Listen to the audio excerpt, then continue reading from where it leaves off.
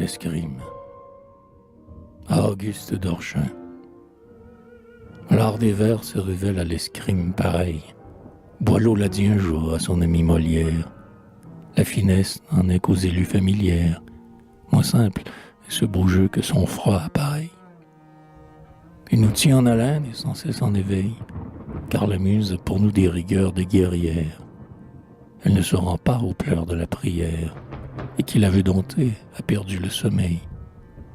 Son regard nous défie autant qu'il nous anime, tandis qu'il nous émeut d'une fureur sublime, la lyre qu'il nous offre est rebelle à nos doigts.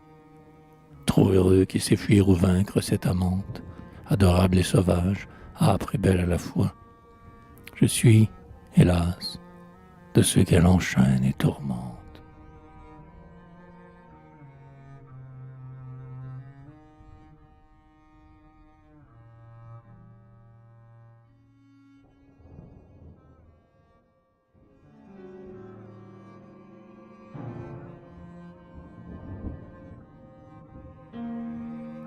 Muse adolescente.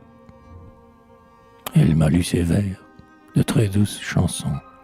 Ils confondent les miens, fruits de veille morose, et, sans effort éclos sur les plus simples choses, donnent à l'art mûri de naïves leçons.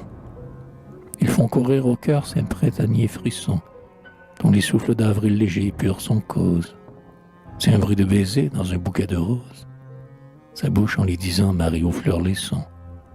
Amour, ce mot rappelle en sa voix cristalline le refrain que le gave au flanc de la colline répète vrai toujours et n'a jamais compris. Pour cette muse au chant vierge d'amères larmes, le rêve, l'inconnu prête ce mot ses charmes, qu'elle ignore toujours qu'elle a lire des cris.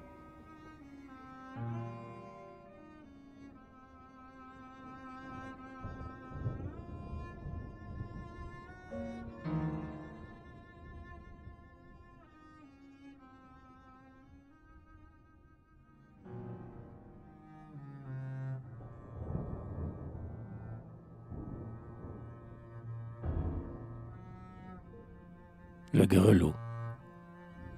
Il neige, un timonier tire une énorme pierre, et son flanc maigre écume au frottement du cuir. Le fouet ou le fardeau, ni s'arrêter ni fuir. Un morne désespoir alourdit sa paupière. Mais plus que la charrette et la roie des carrières, un banal ennemi s'attache à l'abrutir.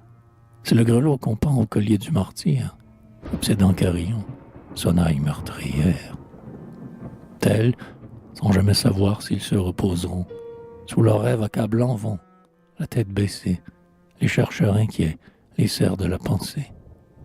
Et le vain bruit du monde insulte au poids du front, infligeant le grelot de la bête de somme, sans trêve, à ses forçats, libérateurs de l'homme.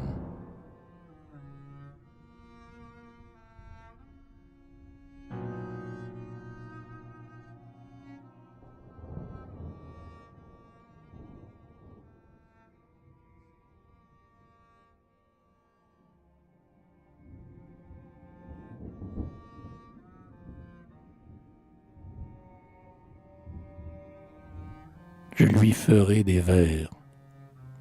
Je lui ferai des vers aimants, et, comme un lapidaire incliné sur sa meule, se cache pour tailler ses plus purs diamants.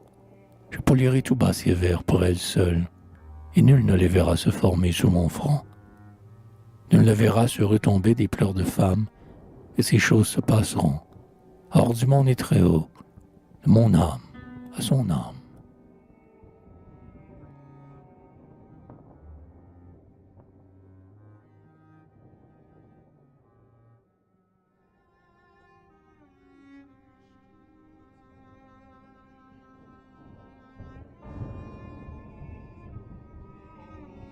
Simple diction.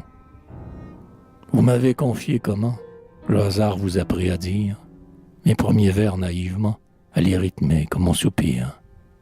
Ces vers où, meurtri sans retour, en silence mon cœur se brise, ont chanté dans votre âme, un jour, que vous vous rendiez à l'église. Vous vous êtes mis à genoux. Votre prière et mon poème, dans un murmure intime et doux, ont ensemble vibré de même. Quel rimeur, dont le monde entier vit mieux récompenser sa peine. Aucun, pas même Alain Chartier, qui pour l'abeille eut une reine. Et ses lèvres ont épuisé le miel de l'humaine louange. Dans mon pauvre vase brisé, il est tombé des larmes d'ange.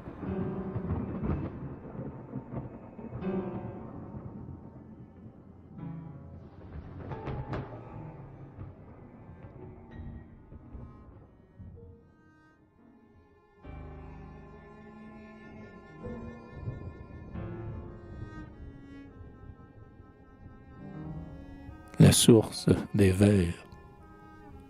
Contre les voluptés des plus heureux du monde, je n'échangerai pas les mots que j'ai souffert. C'est le plus grand soupir qui fait le plus beau vers. Ou railleuse ou perfide, ô femme brune ou blonde, merci, je dois par vous mes stances à mes pleurs. Si j'appris à rythmer l'émotion profonde, je dois mon chant à mes douleurs. Contre les voluptés des plus heureux du monde, je n'échangerai pas les mots que j'ai souffert. Pour mon cœur déchiré, les cœurs sont grands ouverts. Je reconnais en eux ceux qui sanglotent ou grondent, et, quand ils ont crié du fond de leur malheur, ils trouvent en soi toujours un cri qui leur réponde. J'en dois l'accent à mes douleurs. Contre les voluptés des plus heureux du monde, je n'échangerai pas les mots que j'ai souffert. L'étoile a plus de prix dans les cieux plus couverts. Rien de chair ne se livre où la lumière abonde. L'hiver aide à sentir les intimes chaleurs dont je fais le climat de l'Éden que je fonde. Je dois mon rêve à mes douleurs.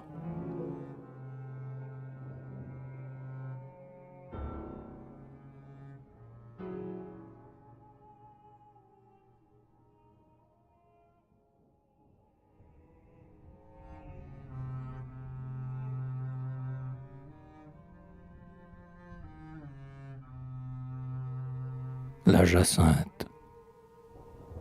Dans un antique vase en graisse découvert, d'une tombe exhumée, fait d'une argile pure, et dont le col est svelte, exquise la courbure, trempe cette jacinthe, emblème aux yeux offerts.